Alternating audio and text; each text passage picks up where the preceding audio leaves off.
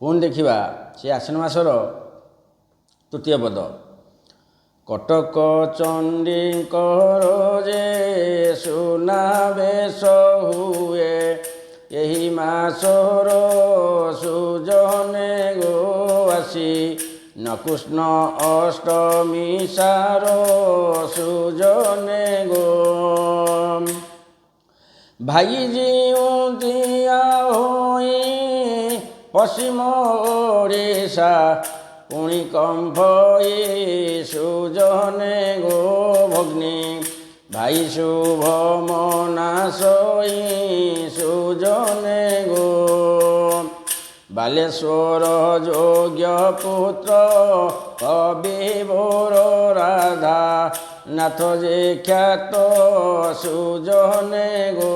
ଏହି ମାସରେ ଜନ୍ମିଥିଲେ ତ ସୁଜନେ ଗୋ।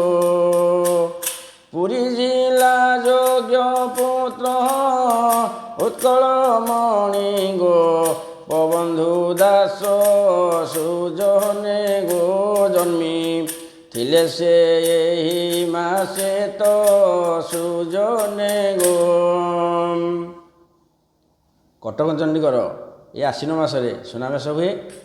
ବହୁତ ବଢ଼ିଆ ଲାଗେ ସେ ଦୃଶ୍ୟ ଦେଖିବାକୁ, ଯେ ଦେଖି ସେ କହିବ। ବହୁତ ପର୍ବପର୍ବାଣି ଆମ ଓଡ଼ିଶା ସବୁ ଅଛି।